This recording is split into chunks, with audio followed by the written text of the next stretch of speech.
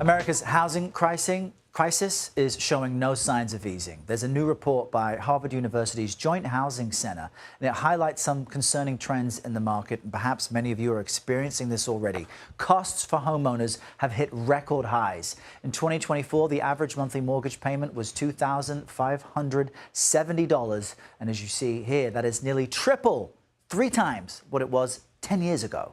Chris Herbert is the Managing Director for Harvard's Joint Center for Housing Studies, and he joins us now from Lexington in Massachusetts to break down that data. 3 times as much. Chris, good morning to you. What does this report say about the future of the housing market? Many folks at home have already given up on looking.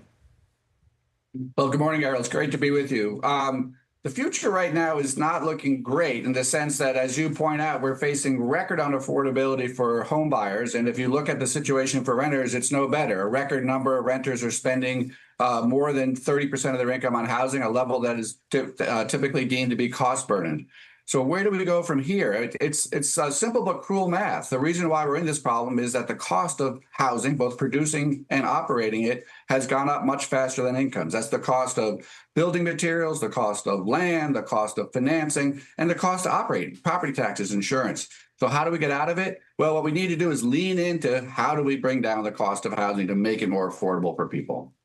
We know that a lot of people with low interest rates want to hang on to that as long as they can, so they're not leaving their homes, and there's been a supply shortage as well. So how can any of this be addressed so that people who want to purchase, especially for millennials and Gen Z, their first homes, can have assets and upward mobility, which housing typically provides?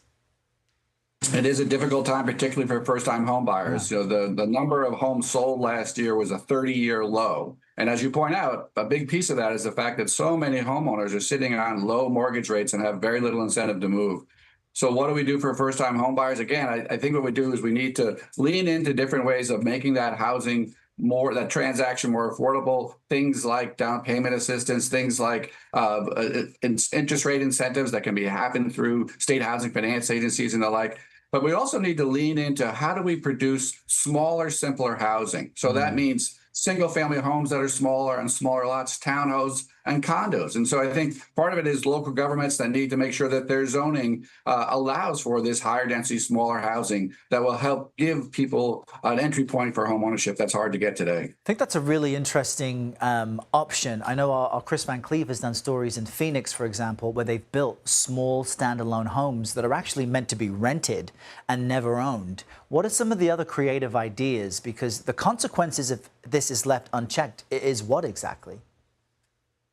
Well, the consequences are that we're going to have a whole generation of folks who are blocked from getting access to home ownership. They're not going to be able to build wealth that allows them to be able to keep moving up the housing ladder. What we're already seeing is the fact that entry-level home ownership has been so hard to attain. More and more upper-income renters, people are staying as renters. That's putting more pressure back on the rental market. So we do need to find a way to get people into home ownership to kind of free up the whole sequence of housing for people lower down the income spectrum as well. Yeah, if viewers are watching this and they feel stressed out because of the unaffordability, at the very least, now they know they are not alone. Chris Herbert, great to chat with you today. Thanks for your time.